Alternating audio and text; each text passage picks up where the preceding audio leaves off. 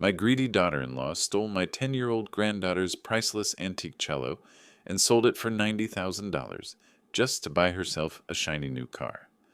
When I finally confronted her with the truth, I didn't yell.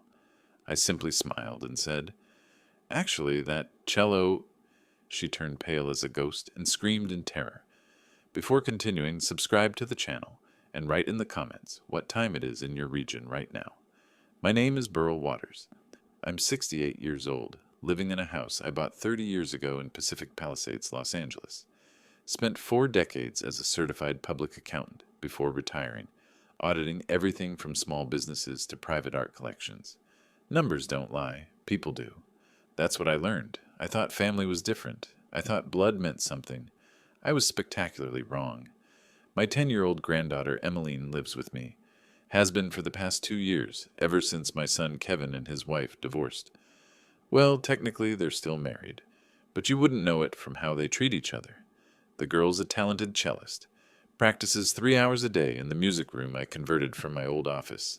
The sound of her playing Dvorak at sunset used to be the best part of my day. Used to be. Kevin, my 38-year-old son, moved in 14 months ago with his wife Tricia. "Just temporarily, Dad," he said. "Just until we get back on our feet." His feet seem pretty comfortable on my custom Italian tile floors now. Tricia is 35. Spends most of her time taking selfies for her Instagram account, where she pretends to be some kind of lifestyle influencer. Real income from that? Maybe enough for her daily latte. Everything else comes from my wallet. Tricia wasn't always like this. I remember when Kevin first brought her home 7 years ago. She was polite, asked questions about my work, complimented my cooking, even helped Emmeline with her homework once, but something changed after the wedding. The politeness became performance. The smiles grew thinner, sharper at the edges. She started calling me Burl instead of Dad, which might not sound like much, but the way she said it made my name sound like an inconvenience. The money started disappearing in small amounts first. 20 here, 50 there. "Just borrowing for groceries, Dad. Just need to cover the electric bill." Kevin would stand behind her, looking at his shoes, nodding along. I kept a ledger, old habit from my auditing days. Over the past year, they'd borrowed $47,000. Not 1 cent returned. But I told myself it was fine. They were family. Kevin was struggling with his car sales job. Commissions were down. Tricia was trying to build her brand. And most importantly, Emmeline was happy. She had her cello, her music, her grandfather who actually showed up to her recitals. That morning in mid-March started like any other. I took my usual walk along the coastal path, 6:30 to 7:15, rain or shine. The Pacific was gray and restless, matching my mood. I'd been sleeping poorly, kept hearing sounds at night, small things. The creak of a floorboard, a door closing too softly. I returned home at 7:20. As I walked up the driveway, I saw Tricia coming out of the side entrance, the one closest to Emmeline's music room. She was carrying a large black bag, struggling with the weight of it, the kind of bag you'd use for sports equipment, or maybe a musical instrument. "Morning," I said, keeping my voice neutral. She jumped, actually jumped, nearly dropping the bag. Her face went through a fascinating progression of expressions in about 2 seconds. Shock, guilt, then that practiced smile snapping into place like a mask. "Oh, Burl, you scared me." She adjusted her grip on the bag. "Just doing some cleaning. You know how it is." "Cleaning at 7 in the morning?" "Early bird gets the worm, right?" She laughed, but it sounded like ice cracking. "I'm taking some old stuff to donation. Emmeline said she doesn't need these anymore." I looked at the bag. It was expensive, leather trimmed. Not the kind of thing you use for donation runs. That's thoughtful of you. She was already moving toward her aging Hyundai, practically speed walking. "Anyway, got to run. Lots to do today." I watched her drive away, watched her check the rearview mirror 3 times before she hit the corner. Watched the way her hands gripped the steering wheel, knuckles white even from 50 feet away. Something was wrong. My auditor's instinct, honed over 40 years of catching people who thought they were clever, was screaming at me. I went inside, made coffee, fed the cat, waited. Emmeline came downstairs at 3:30 after school. She dropped her backpack by the door and headed straight for her music room, like she did every single day. I heard her footsteps stop, then silence, then a sound I never want to hear again, my granddaughter crying like her heart was breaking. I found her standing in the middle of the room, staring at the empty stand where her cello usually sat. "Grandpa," she whispered, tears streaming down her face, "it's gone. My cello is gone." The instrument wasn't just any cello. It was a rare Italian piece from 1897, crafted by a student of the great makers. I'd leased it for her from Stevenson Collection, one of the most prestigious instrument leasing companies in California. The monthly fee was $800, but watching Emmeline's face light up when she played it was worth every penny. The instrument was insured for close to $1 million, and now it was gone. "Are you sure you didn't move it?" I asked, already knowing the answer. She shook her head, sobbing. "It was here this morning before school. I checked. I always check. Someone took it, Grandpa. Someone stole it." I knelt down and hugged her, feeling rage build in my chest like pressure in a sealed container. Over her shoulder I could see the empty stand, the slight dust outline where the case had been, the way the morning light fell through the window onto nothing. I knew exactly who had taken it. I'd seen her carrying it out in that black bag, but I needed to be sure, and more importantly, I needed to be smart. "Don't worry, sweetheart," I told Emmeline, stroking her hair. "I'll find it, I promise." That night, after Emmeline cried herself to sleep, I sat in my study and thought about that bag, about Trisha's face, about $47,000 in loans, about the way Kevin couldn't meet my eyes anymore, about how my home had stopped feeling like mine, and I began to plan. The next morning, I confronted Trisha at breakfast. Kevin sat beside her, shoveling eggs into his mouth like he could avoid the conversation by chewing. "Trisha, Emmeline's cello is missing." She looked up from her phone, barely interested. Oh, that's weird. Maybe she left it at school. It's a $900,000 instrument. She doesn't take it to school." That got her attention. Her eyes widened slightly before she controlled her expression. "900,000? I thought it was just a rental or something."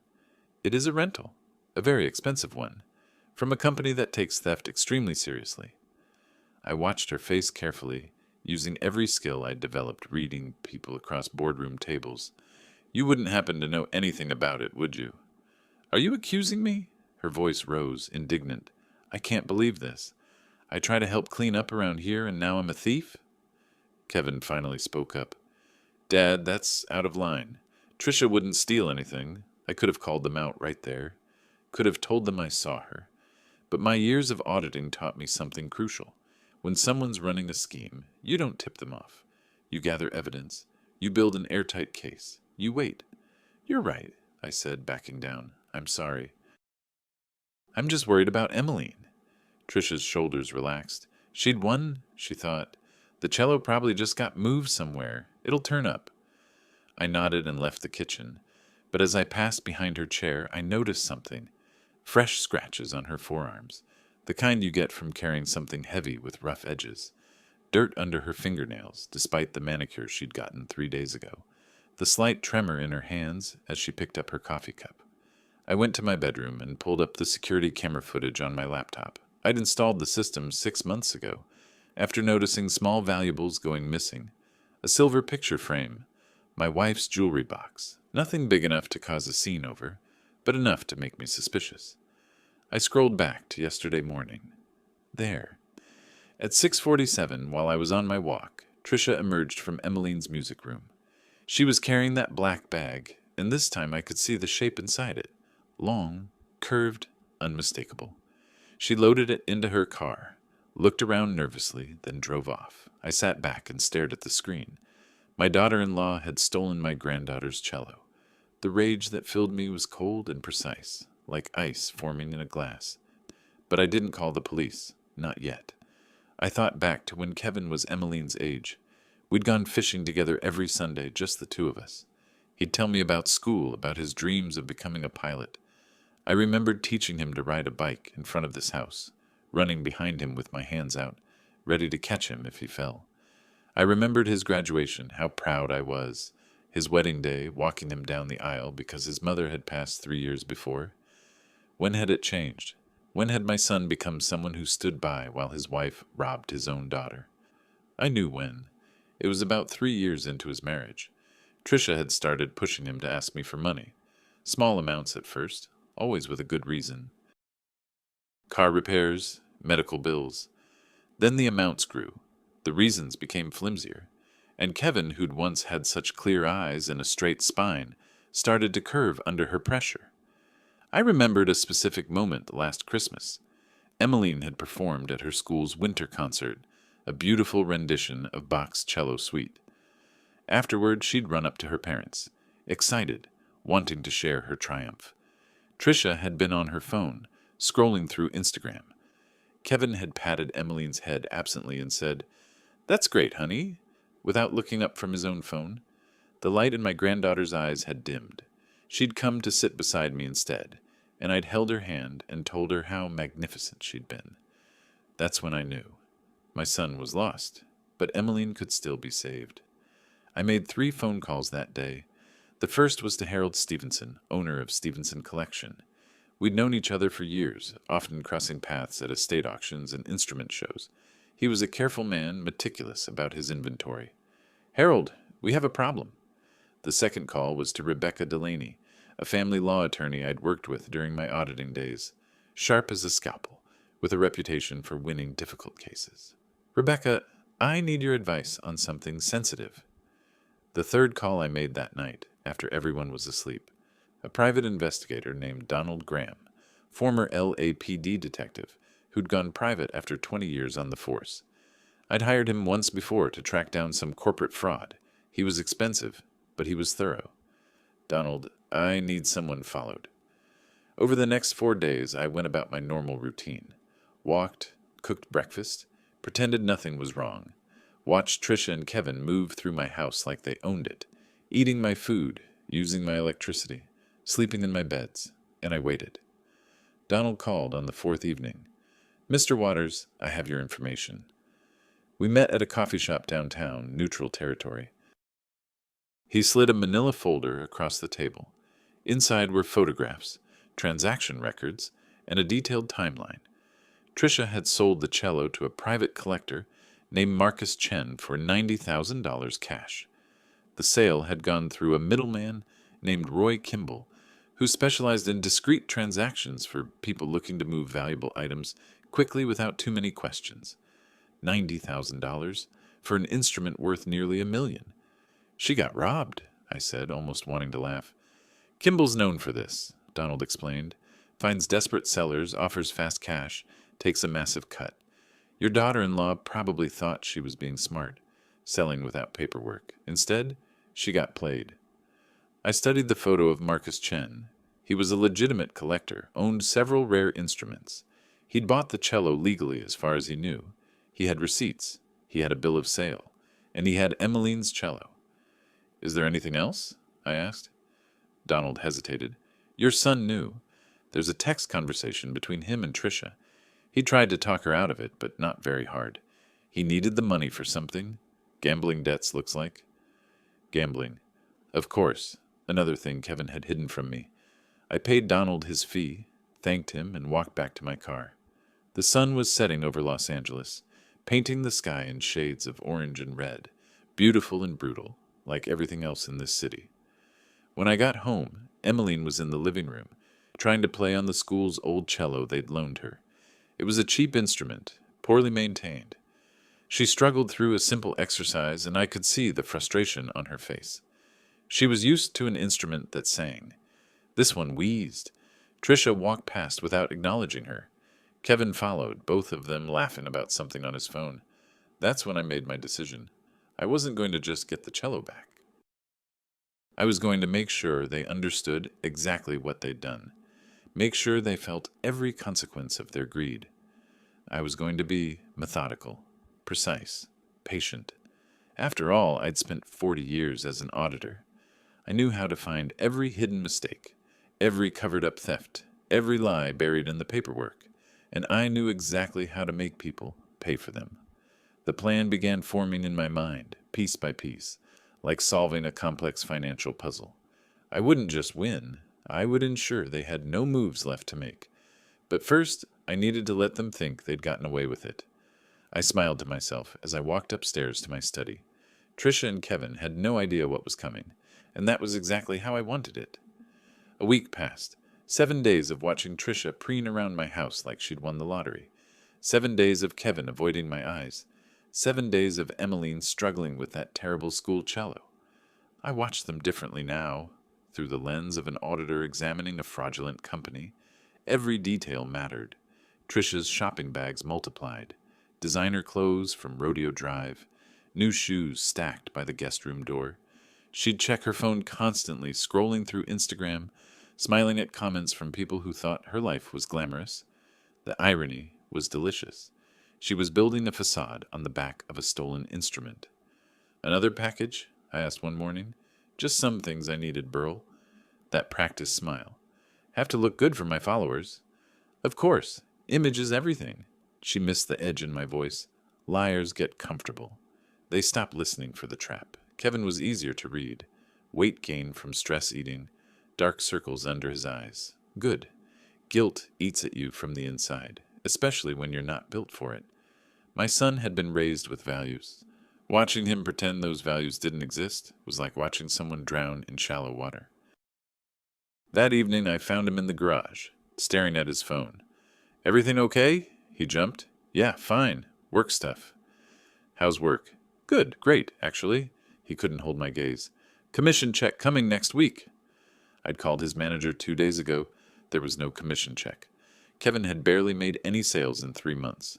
Another lie to add to the pile. "That's wonderful," I said. "You must be relieved." "Yeah, we are." He pocketed his phone quickly. "I should get back inside." I let him go. Let him think I was the oblivious old man. Every good trap needs the target to feel safe. The breakthrough came on Thursday afternoon. Trisha burst through the door, keys jangling, voice pitched high with excitement. "Kevin, come see." Through the kitchen window, I saw it, a gleaming black Mercedes-Benz in the driveway. New, expensive, completely out of their price range. Kevin ran downstairs. "What is it?" "Surprise! My Instagram really took off. Major sponsorships came through, so I treated myself. Don't you love it?" I walked to the doorway. The Mercedes GLE 450.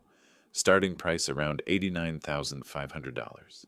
Kevin's face showed confusion, then understanding, then forced enthusiasm. "Babe, that's amazing. Can we afford it?" "The sponsorships handle the payments." She was vibrating with joy. "Come on, let's drive it." I stood there watching them circle the vehicle. Trisha ran her hand along the hood like it was precious. Kevin's shoulders slumped slightly, the way they always did when he knew something was wrong but couldn't admit it. The math was simple. $90,000 from the cello, $89,500 for the car, $500 left over, probably gone to taxes or her shopping spree. They'd converted Emmeline's future into a depreciating asset that would lose value the moment it left the lot. "Congratulations, Trisha," I called out. "It's beautiful." She beamed, mistaking my calm for approval. "Thanks, Burl. I have some calls to make." I went inside, leaving them to their celebration. Let them post photos. Let them pretend everything was fine. I had work to do. That evening I met Rebecca Delaney and Donald Graham at a cafe in Santa Monica. Donald slid photos across the table. "The car confirms everything," he said. "Purchased 3 days ago. Cash down payment of $40,000. Matches withdrawals after selling the cello." Rebecca tapped her pen. "Here's the legal situation. The cello is leased from Stevenson Collection. Selling leased property without permission is grand theft in California. Felony charges. What about Marcus Chen?" "Complication," Rebecca admitted. "He bought in good faith. Has documentation. But it's still stolen property. If Stevenson reports the theft, Chen must return it. He won't be happy losing $90,000. "And Roy Kimball?" Donald shook his head. "Ghost. Burner phones and cash. Probably kept 60 to 70% of the value. He's long gone." I sat back, processing. Trisha and Kevin had been played by a professional con artist. In their greed, they'd committed a felony. The cello was with an innocent collector. And somewhere Kimball was laughing. "What's your play?" Rebecca asked. I looked at the ocean. The sun was setting, turning the water gold. I let it unfold naturally. Harold Stevenson's due to inspect the instrument next month. Annual maintenance. When he discovers it's missing, he'll ask questions. Trace it to Chen. Chen traces it to Tricia. The whole thing unravels. That's patient, Donald said. I want them to feel the full weight of what they've done. The panic, the fear, the realization that their greed destroyed everything. Rebecca nodded. Just be careful. I'm always careful. I drove home past the Mercedes, parked in the driveway, past Kevin and Tricia, watching television without a care. I went to my study and closed the door. Emmeline was in her room. I could hear the school cello's thin voice struggling through a Brahms piece she used to play beautifully. The sound broke my heart and hardened my resolve. I opened my laptop and began documenting everything. Every unpaid loan, every lie, every moment of neglect toward Emmeline, every piece of evidence. Auditing isn't about finding one smoking gun. It's about building an unassailable mountain of small truths that together tell an undeniable story. And I was very good at my job. The next morning I started making calls. First, to an estate planning attorney named Patricia Monroe. Rebecca's recommendation. Professional. Discreet. Mr. Waters, how can I help? I need to review my will and set up protections. Family situation has become complicated. We met that afternoon. 34th floor office, view of Los Angeles. She was 50s, gray-haired, sharp-eyed. I laid out the situation, the theft, the lies, the $47,000 in unpaid loans. Patricia took notes, asking clarifying questions. What are your goals? Protect my granddaughter, ensure Kevin and Tricia can't claim my estate. Get the cello back, make sure they understand there are consequences. She nodded. I'll draft documents removing them as beneficiaries. Set up a trust for Emmeline, guardianship papers if needed. But disinheritance can be contested in California. We need clear reasoning. I have evidence, financial records, security footage. Good. Bring everything. More documentation. Stronger position. The second call was to a financial forensics specialist, Thomas Park, worked divorce cases and corporate fraud. You want me to document 14 months of financial exploitation? Every dollar, every lie. I have statements, receipts, credit records. I need it court ready. Give me a week. At home, Kevin and Tricia were oblivious. Lunch in the Mercedes, came back laughing. Tricia filmed content for Instagram. Kevin retreated with his laptop. Emmeline sat doing homework. I made her a snack. How's school? Okay. She didn't look up. Mrs. Jensen says you're doing well with the school cello. Her pencil stopped. It's not the same, Grandpa. The strings are old, the bow is warped. I know, sweetheart. But you're making it work. That shows real skill. She looked at me, 10 years old, but her eyes were older. Do you think we'll ever find my cello? I'm working on it.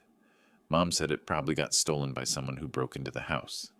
Interesting. So that was Tricia's story. An anonymous burglar. Not herself walking out at dawn. Maybe, I said carefully. But I'm not giving up. I went to my study and called Harold Stevenson. Harold, I need a favor. What's going on? That annual inspection of Emmeline's cello? Scheduled for next month? Yes, on my calendar. I need you to move it up. Send an official letter saying you're coming next week for inspection. Pause. Burl, what's happening? Trust me. Just send the letter. Make it formal. Make it clear inspection is mandatory under lease terms. All right, I'll courier it tomorrow, but you'll explain soon. I promise. The letter arrived the following morning. Official Stevenson Collection letterhead. Requesting access to inspect instrument. Serial number 1897123-GC on Wednesday at 2 o'clock. I left it on the kitchen counter. Tricia found it around noon. I watched from the living room, pretending to read. She picked up the envelope, opened it, read it. Her face went through confusion, recognition, fear. She shoved it in her pocket. 2 hours later, I discovered it. What's this letter? I called out, holding a copy I'd made. Tricia ran from upstairs. What letter? From Stevenson Collection. They want to inspect Emmeline's cello next Wednesday. Her face went pale, actually drained of color. Kevin emerged. What's going on? I held up the letter innocently. Annual maintenance check. I told them Wednesday afternoon works fine. Kevin looked at Trisha. Trisha looked at Kevin. The silence stretched like a wire pulled tight. Maybe we should reschedule, Kevin offered weakly. Why? Just busy week with Trisha's car and everything. I let the moment hang. Let them sweat. Then smiled. It's just an inspection. 20 minutes. The cello's here, right? Trisha opened her mouth, closed it. Actually, I think Emmeline might have taken it to school. Special program. Really? She didn't mention anything. And Mrs. Jensen said she's been using the school instrument all week. You could see Trisha's mind working, trying to find another lie. But she was trapped. I'll call the school, she said finally. Check on it. Good idea. I folded the letter. Let me know. I'd hate to disappoint Harold. He's very particular about his instruments. That evening I heard them arguing in their room. Voices low but urgent. The kind of argument where both people know they're in trouble but can't agree on how to fix it. I sat in my study, listening to the muffled sounds of panic, and felt nothing but cold satisfaction. They'd stolen from a child, from my granddaughter, and now they were discovering that getting away with it was harder than they thought. The trap was set, the pressure was building, and I was just getting started. From my desk I could see Emmeline's empty music room, the stand still waiting. Soon, I thought, soon she'd have it back, and Kevin and Trisha would have exactly what they'd earned. Nothing. The call from Harold Stevenson came the next morning, right on schedule. I was sitting at my desk, pretending to read the newspaper, but really watching the clock. 9:32. Burl, we have a problem. I switched the phone to my other ear, made my voice concerned. What kind of problem? One of my contacts in the luxury instrument market just informed me that a cello, matching our serial number, has appeared in Marcus Chen's private collection. Marcus Chen. Do you know him? The collector? I've heard the name. True enough. Donald had briefed me thoroughly. I'm going to reach out to him directly, but this is highly irregular. If someone sold him our instrument without authorization... Harold's voice tightened with professional outrage. Burl, I need to ask, is Emmeline's cello where it should be? I let the pause stretch just long enough. Harold, I need to be honest with you. The cello went missing over a week ago. I've been trying to handle this quietly within the family. I believe my daughter-in-law may have taken it. The silence on the other end was thunderous. Then, your daughter-in-law stole a $900,000 instrument? I have security footage. I have a private investigator's report. She sold it through a middleman named Roy Kimball for $90,000. She bought a Mercedes with the money. Harold's breathing changed, became sharper. That's grand theft. That's a felony. Burl, I have to report this. I know, but give me a few days. Please. I want to try to resolve this in the family first. Let me see if I can get the instrument back before involving the police. Another pause. Then reluctantly, 72 hours, Burl. That's all I can give you. After that, I'm filing a police report and going after everyone involved, including Chen if I have to. Thank you, Harold. I won't forget this. I hung up and sat back in my chair. The pieces were moving exactly as I'd planned. Now came the hard part. I found Kevin in the garage that evening, staring at his phone like it held answers he desperately needed. When I closed the door behind me, he looked up with the expression of a man who knew the executioner had arrived. We need to talk, I said. Dad, I know Trisha sold the cello. I pulled out my phone, showed him the security footage. I know she sold it to Marcus Chen through Roy Kimball for $90,000. I know about the Mercedes. I have a detective's report with everything, every transaction, every lie. Kevin's face went from pale to chalk white. His phone slipped from his hand, clattered on the concrete floor. He didn't pick it up. Dad, please. $83,000 in credit card debt. I pulled out the financial forensics report Thomas Park had compiled. Old mortgage you're still paying. Gambling debts. Did you really think a stolen cello would solve your problems? We were desperate, his voice cracked. Trisha said the cello could save us. She said it was just sitting there, that Emmeline barely used it anymore. She plays it 3 hours a day, Kevin. Or she did, until your wife stole it. He slumped against the workbench. For a moment he looked like the boy I'd raised, the one who used to help me with weekend projects in this very garage. Then the moment passed, and he was just a man who'd made terrible choices. I tried to stop her, he whispered. I told her it was wrong, but she wouldn't listen, and I thought maybe, just this once. This once what? This once stealing from your own daughter would be okay? He flinched like I'd struck him. The cello is leased, Kevin. It doesn't belong to us. It belongs to Stevenson Collection. What Tricia did isn't just theft from a family member. It's felony grand theft from a business. Harold Stevenson is ready to file a police report. No! Kevin's head snapped up. Dad, please, you can't let him do that. Tricia would go to jail. We'd lose everything. You've already lost everything. You just don't know it yet. I pulled out the final document, handed it to him. Here's what's going to happen. You have 72 hours to return the cello. Not the money, the actual instrument.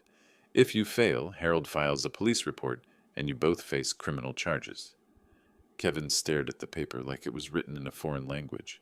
But Marcus Chen has it. He paid $90,000. He won't just give it back. That's your problem to solve. The cello is worth $900,000. His voice rose. Tricia said it was maybe $100,000 tops.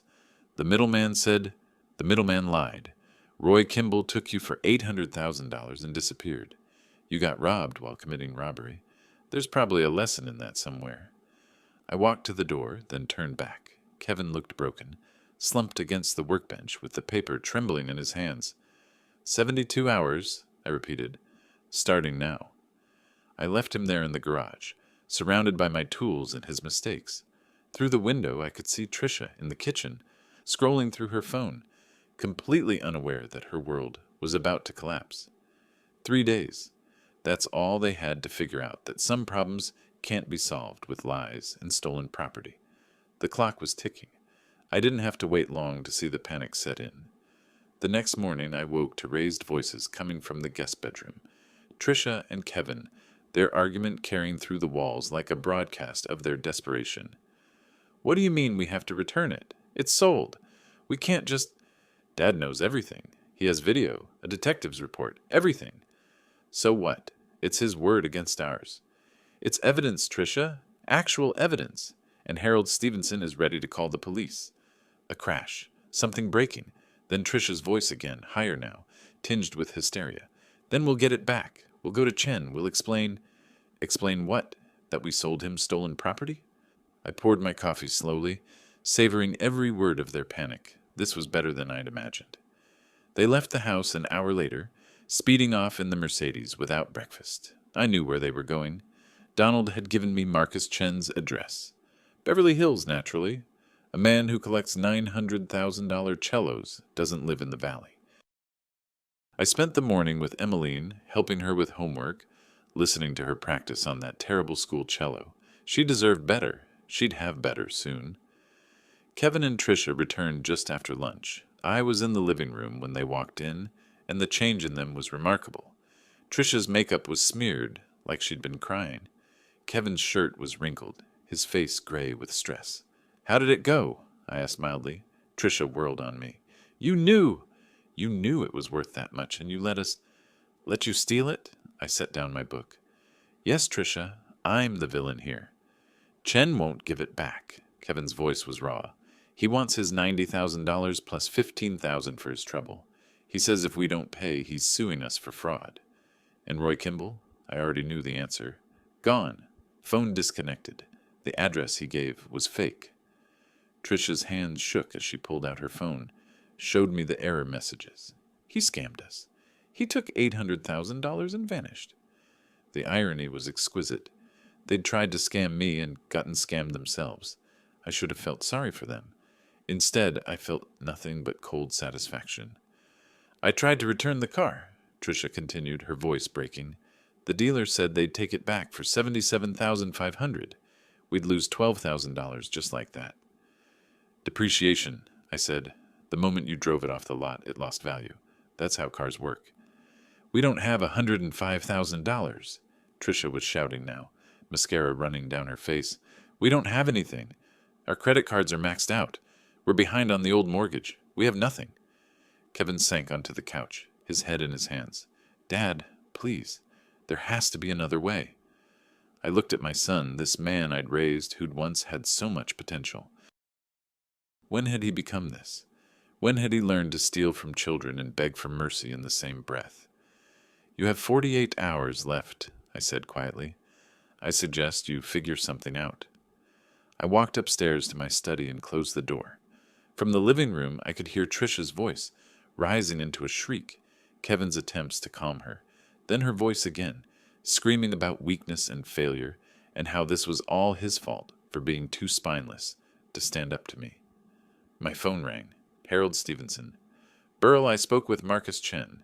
He's willing to return the instrument, but he's demanding 90,000 plus 15,000 to cover his expenses and attorney fees. He's not happy about being dragged into theft charges. I don't blame him. He bought in good faith. Can Kevin and Trisha pay? No. They spent the 90,000 on a car they can't afford and have no other assets." Harold sighed. "Then in 48 hours, I'm filing a police report for grand theft. The DA will have a field day with this. Security footage, private investigator reports, the whole thing documented." "I understand. I'm sorry, Burl. I know Kevin is your son. So is Emmeline, my granddaughter, and they stole from her." After I hung up, I sat at my desk, listening to the sounds of their marriage falling apart downstairs. Trisha screaming, Kevin shouting back, something breaking. I thought about intervening, about being the father who saves his child from mistakes. But then I thought about Emmeline's tears, the empty music stand, 14 months of lies and theft. No, they'd made their choices. Now they'd face the consequences. That evening they appeared at my study door, Trisha's eyes red, Kevin looking aged. "Dad," Kevin's voice was hoarse, "we'll do anything. Just help us." I looked up. "Anything? Where was anything when you stole from Emmeline? When you borrowed 47,000 and never repaid a cent?" Trisha's face twisted. Even desperate, she couldn't hide contempt. "Fine. You want an apology? I'm sorry. We're both sorry. What I need is for you to understand actions have consequences. You stole a $900,000 instrument from a child. We'll pay you back," Kevin said desperately. "Every penny. Just help us with Chen." I closed my book. "With what?" 83,000 in credit card debt. A mortgage you can't pay. A car worth 77,000 you owe money on. No savings. Nothing." The numbers hung between us, each one a nail in their coffin. "You're enjoying this," Trisha hissed, "watching us suffer." "I'm watching natural consequences of theft and greed." Kevin grabbed Trisha's arm. "Dad, please. What do you want?" "I wanted Emmeline to have her instrument. I wanted Kevin to remember he used to be good. I wanted Trisha to understand people weren't resources to exploit. But what I said was, figure this out yourselves. You created this mess. You solve it." They left, Trisha's voice sharp with accusation, Kevin's heavy with defeat. The clock kept ticking and their time was running out. The 72 hours expired on a Thursday evening. I'd been counting down every minute, watching Kevin and Trisha spiral deeper into panic with each passing day. They'd tried everything, begging Marcus Chen, attempting to track down Roy Kimball through old contacts, even looking into taking out loans they'd never qualify for. Nothing worked. The clock ran out, and they had nothing to show for it. I called a family meeting. 7 o'clock, living room, mandatory attendance. When I walked downstairs, they were already there. Trisha sat on the couch, her perfect Instagram makeup streaked with tears. Her eyes were red and swollen, the kind of crying that comes from hours of desperation. Kevin stood by the window, his posture defeated, shoulders slumped like a man waiting for execution. I settled into my chair, the one I'd owned for 20 years. The leather creaked as I sat down, and I placed a thick folder on the coffee table between us. The sound it made hitting the wood was louder than it should have been in the silent room. Trisha's eyes locked onto that folder like it was a coiled snake. "So," I said calmly, 72 hours have passed. Where's the cello?" Neither of them answered. Kevin stared at his shoes. Trisha's hands twisted in her lap. "That's what I thought." I opened the folder slowly, deliberately. "Let me tell you a story about what actually happened here, because I don't think either of you fully understand the magnitude of your mistake." Trisha's voice came out sharp, defensive. "What do you want from us? We can't get Chen to give it back. We don't have $105,000. We tried everything." I smiled, not warmly. the smile of an auditor who's just caught someone in a lie so obvious it's almost insulting. Tricia, when you stole Emmeline's cello, you made one critical error. You didn't read the lease agreement. What are you talking about? Her voice rose. It's just a lease, a rental. We sold it. We got 90,000. Actually, I interrupted, pulling out the first document. This isn't just any cello. This is a Guarneri from 1897. Do you know what that means? Silence. Kevin finally looked up. It means this instrument isn't worth $90,000, Tricia. It's worth $920,000. The color drained from her face. Not just pale. The kind of white you see when someone realizes they've stepped off a cliff. That's not possible. The middleman said, Roy Kimball lied to you. He does this professionally.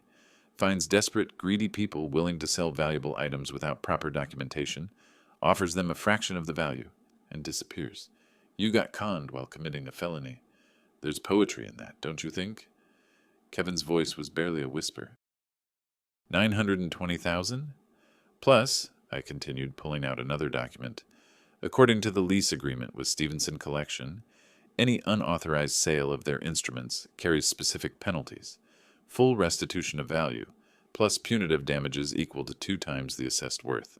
That's $1,840,000 in potential liability. Tricia made a sound like a wounded animal. No, that can't be right. I laid out the lease agreement, pointing to the relevant clauses. It's right here. Paragraph 7, subsection C. I read it when I signed the lease. You didn't. And now Marcus Chen wants his 90,000 back, plus 15,000 for legal fees in his trouble. That's 105,000 you don't have. But we didn't know, Tricia was shouting now, standing up, her voice cracking with hysteria. The middleman told us it was worth maybe 100,000. You thought you could steal from a child and get away with it. My voice cut through her excuses like ice. You thought wrong. Kevin sank onto the couch, his head in his hands.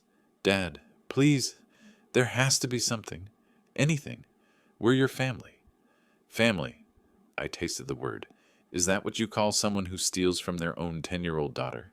Someone who takes $47,000 and never pays it back? Someone who lives in my house, eats my food, and repays kindness with theft? We were desperate, Kevin's voice cracked. You were greedy. I pulled out the financial forensics report. 83,000 in credit card debt, gambling losses, a mortgage on a property you don't live in. You made bad choices long before you stole the cello. This was just the culmination. Tricia's panic transformed into rage. So what now? You're just going to let the police arrest us? Destroy our lives? That depends. I sat back, letting the moment stretch. Harold Stevenson is holding off on filing the police report. He agreed to give me 1 week to see if we could resolve this within the family. That week is almost up. We can't get the money, Tricia shrieked. We've tried everything. What do you want from us? I looked at my son, at this man I'd raised who'd once been good and kind, who'd been corrupted by greed and a toxic marriage, and I felt nothing but cold determination. I want justice, I said quietly, for Emmeline, for me, for every person you've used and discarded. Tricia lunged for the folder, but Kevin caught her arm. They stood there, frozen in that moment, and I could see them both realizing the same thing. They were trapped, completely, utterly trapped, and I was the one holding the cage door closed. Tomorrow, I said, standing and collecting my documents, we'll discuss your options, what few you have left. I walked upstairs, leaving them in the living room with their panic and their consequences. From Emmeline's room, I could hear the school cello's weak voice as she practiced. Soon, I thought, she'd have her instrument back, and Kevin and Tricia would learn what it truly costs to steal from the people who love you. I let them stew overnight, gave them time to realize there was no escape, no clever solution they could manufacture. By morning, they were ready to hear what came next. We reconvened in the living room, same positions. But now they looked smaller somehow, diminished by the weight of their situation. I placed a new document on the table. As I said last night, you have options. 2 of them. I sat down, my voice businesslike. Option 1. I call Harold Stevenson right now, and he files a police report with the LAPD. Grand theft over $950 is a felony in California. Trisha, you're looking at 1 to 3 years in state prison. Kevin, as an accomplice, you'll face charges too. Trisha's face crumpled. Kevin looked sick. Your Instagram career, I continued. Over. Your reputation, destroyed. Your future employment prospects, non-existent. You'll be convicted felons with no assets, no income, and no options. There has to be another way, Kevin whispered. There is. Option 2. I pulled out the agreement Rebecca had drafted. I pay Marcus Chen the $105,000 to return the cello. You sell the Mercedes. Give me every cent. You sign this eviction agreement and vacate my house within 30 days. And you sign away any claim to my estate, now or in the future. What? Kevin's head snapped up. Dad, this house is our home. No, this is my home. You've been guests. Unwelcome guests, as it turns out. I pulled out the calculator, the one I'd been using to track their expenses. Rent in this neighborhood averages $6,500 a month. Utilities, $400. Food, $1,200. That's $8,100 per month, times 14 months. $113,400. I looked at Kevin. Plus the $47,000 you borrowed. That's $160,400 you owe me. If you sign my agreement, I forgive that debt. If not, I file a civil suit and pursue every cent through wage garnishment and asset seizure. Trisha grabbed a decorative vase from the side table, raised it like she was going to throw it at me. Kevin caught her wrist. Don't, he said quietly. Just don't. She dropped the vase. It fell to the carpet with a dull thud. You're enjoying this, she hissed at me. You planned this whole thing. You wanted us to fail. I didn't want anything except for my granddaughter to have her cello back. You're the ones who chose theft. You created this situation, Trisha. All I did was document it. Kevin looked at the agreement, his hands shaking as he picked it up. If we sign this, we get nothing? After 7 years of marriage, of being family? You get to stay out of prison. You get a clean break from debt. And you get to keep what little dignity you have left. I paused. That's more than you gave Emmeline when you sold her cello. Where are we supposed to go? Trisha's voice was smaller now, defeated. We don't have money for first and last month's rent. We don't have anything. That's your problem to solve. You're adults. You'll figure it out. I stood up. You have until tomorrow morning to decide. Sign the agreement, or I make the call to Harold. I walked toward the stairs, then turned back. Oh, and Trisha, I checked your Instagram analytics. You have 14,000 followers, and your engagement rate is 0.7%. Industry standard for real influencers is 3 to 5%. You were never going to make money from that account. You were just pretending, like you pretend about everything else. Her face went white again, then red with humiliation. I went to my study and called Rebecca. They'll sign, I told her. Tomorrow morning. You're sure? They have no choice. Prison or poverty. They'll choose poverty. And the cello? I'll wire the money to Chen this afternoon. Harold can pick up the instrument next week. That evening I heard them arguing in their room. Not shouting this time. Desperate, quiet arguments about where they'd go, how they'd survive. Trisha blamed Kevin for not standing up to me. Kevin blamed Trisha for stealing in the first place. Their marriage was dissolving in real time, and I felt nothing about it. Around midnight, Kevin knocked on my study door. Come in. He stood in the doorway, looking older than his 38 years. We'll sign, tomorrow. Smart choice. I just have one question. His voice was hollow. Did you ever love us? Or was this always about revenge? I considered the question. I loved my son, the one who used to help me fix cars in the garage, the one who called his daughter every night when he traveled for work, the one who had integrity. I met his eyes.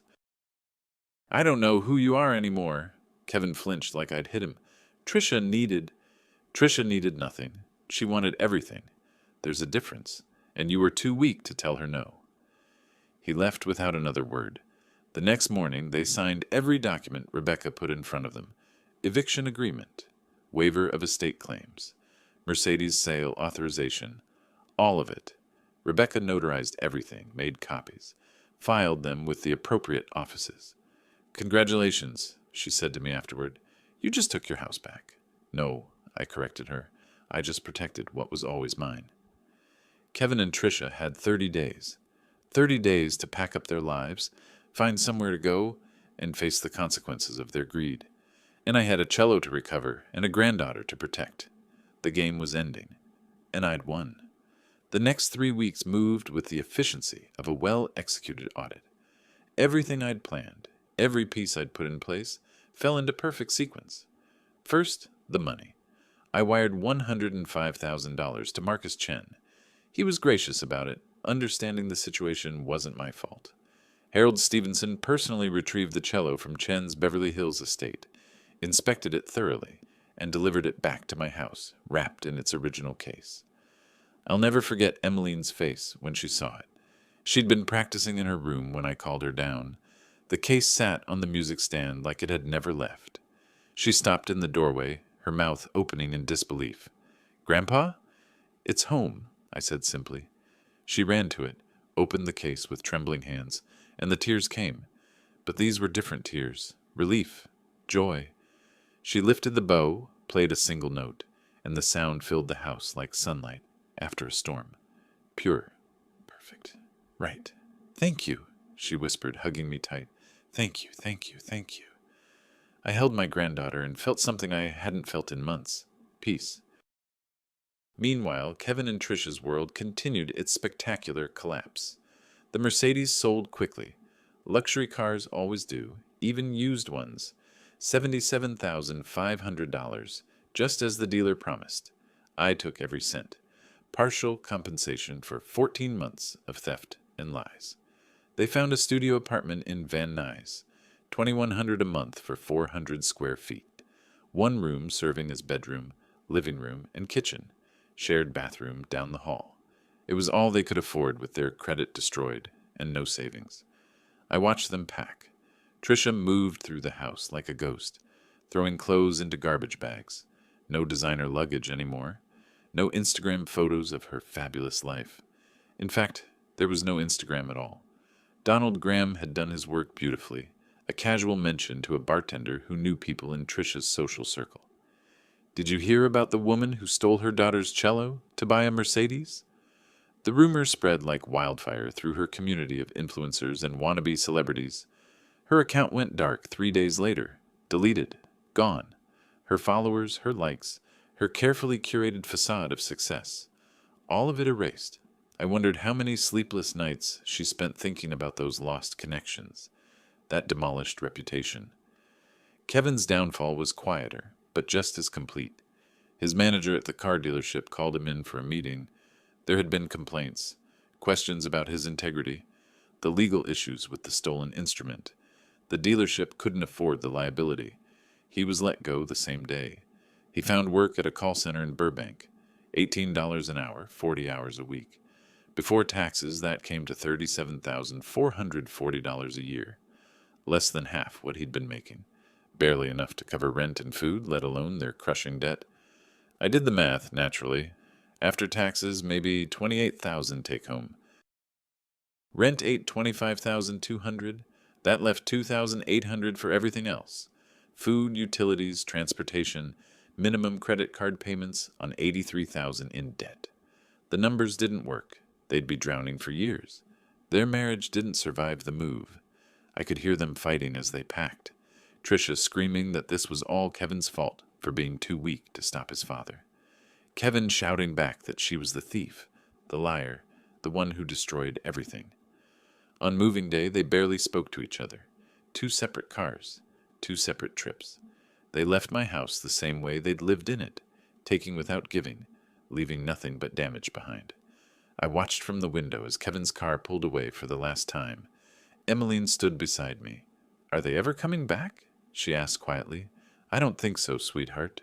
"Good." I looked down at her, surprised. "They were mean," she said simply. "Especially her. She used to say things when you weren't around, about how I was taking your money, how I was the reason they couldn't have nice things." Rage flickered through me, cold and sharp, but it didn't matter now. Tricia was gone. Emmeline was safe. Justice had been served. A week later, Rebecca called about the custody petition. "I've reviewed your case," she said. Given Kevin's financial instability, the documented theft, Emmeline's existing residence with you, and statements from her teacher about parental neglect, this should be straightforward. We'll file next week. How long? 6 to 8 weeks for a hearing, maybe less if the court sees it's urgent. And if Kevin contests it? With what? He can't afford an attorney. He's living in a studio apartment working minimum wage. His wife facilitated grand theft. No judge will rule in his favor. She was right. Kevin didn't contest it. When the papers were served, he just signed them. Gave up. Surrendered his daughter without a fight, just like he'd surrendered everything else in his life. The hearing was scheduled for early summer, but I already knew how it would end. I'd won every battle, protected Emmeline, recovered the cello, reclaimed my house, secured my granddaughter's future. The only thing left was to make it official.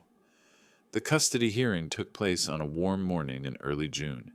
Rebecca and I arrived at the courthouse in downtown Los Angeles at 8:30. The courtroom was smaller than I expected, wood-paneled and formal, with the judge's bench elevated above everything else. Kevin and Tricia didn't show up. No surprise, Rebecca muttered, checking her watch. They have nothing to say. The judge, a stern woman in her 50s named Patricia Morrison, reviewed the documents with methodical precision. Financial records showing Kevin's instability, police reports about the stolen cello, testimony from Emmeline's teacher about the neglect, a psychological evaluation showing the girl was thriving in my care. It took 20 minutes. Mr. Waters, Judge Morrison said, looking up from her reading glasses, based on the evidence presented, I'm granting you full legal custody of Emmeline Waters. The biological parents' rights are hereby suspended, pending their demonstration of financial stability and completion of a family counseling program. She signed the order with a flourish. Congratulations. Take good care of that girl. I will, Your Honor. Walking out of that courthouse, I felt lighter than I had in years. It was over. Truly over. Emmeline was mine legally, protected from Kevin and Tricia's chaos for good. That evening we sat in the backyard together. The sun was setting over the Pacific, painting the sky in shades of orange and gold. Emmeline had brought her cello outside, the Guarneri she'd almost lost forever. Play something for me, I said. She smiled and lifted the bow. The music that flowed from that instrument was extraordinary. Bach's Cello Suite, the same piece she'd performed at her school concert all those months ago. But this time, there was no sadness in it, just joy, pure, unfiltered joy. I closed my eyes and listened, thought about everything that had happened, the theft, the lies, the confrontation, the victory. Was I proud of how I'd handled it? Absolutely. Would I do it again? Without hesitation. My phone buzzed, a text from Harold Stevenson. Burl, I heard about the custody ruling. Congratulations. I know what that cello means to Emmeline. If you're interested, I can transfer the lease into her name. Special terms for such a talented young musician. She deserves to keep it. I looked at Emmeline, lost in her music, the instrument cradled against her shoulder like it was part of her. I typed back, Thank you, Harold, but I'd like to purchase the instrument outright. What's your price? His response came quickly. For Emmeline, for everything you've been through, $850,000, 20-year payment plan available if needed. I smiled. I had the money. My retirement account was substantial, and I'd lived carefully all my life. More importantly, Emmeline deserved to own this instrument. No more leases, no more vulnerability. It would be hers, completely and forever. Deal, I wrote back. I'll have my attorney contact you tomorrow. Emmeline finished the piece and looked over at me. Grandpa, why are you smiling like that? Just thinking about how much I love hearing you play. I'm glad I have it back. She ran her hand along the cello's neck. I thought I'd lost it forever. You'll never lose it again, I promise. She smiled and started another piece. Something lighter this time, more playful. I sat back in my chair and watched the sun sink lower. Thought about Kevin and Tricia in their studio apartment, probably fighting about money and whose fault everything was. Thought about how they'd traded their daughter's future for a car that depreciated the moment they drove it off the lot. They'd made their choices. Now they lived with them. Emmeline had her cello, her home, her grandfather who'd fight for her against anyone. And me? I had peace. Real peace for the first time since my wife died. Justice wasn't about revenge. It was about making things right, about protecting the innocent and holding the guilty accountable, about showing people that actions have consequences and some things, family integrity, love, can't be stolen or sold. I'd been an auditor for 4 decades. I'd spent my career finding discrepancies, exposing fraud, balancing books that didn't balance. This situation had been no different. Just another audit, just another case of theft requiring correction. The difference was, this time, the numbers that mattered weren't dollars. They were trust, love, family. And in the end, those books balanced perfectly. Emmeline's music filled the evening air, beautiful and clear. Somewhere across Los Angeles, Kevin and Tricia were learning to live with less, learning that greed has a price, learning that you can't steal from people who love you and expect no consequences. I hope they learned well, but honestly, I didn't much care either way. I had my granddaughter. She had her cello. We had each other, and a future full of music and possibility. Everything else was just noise. If you like this story, please like this video, subscribe to the channel, and share your impressions of this story in the comments. To listen to the next story, click on the box on the left. Thank you for watching.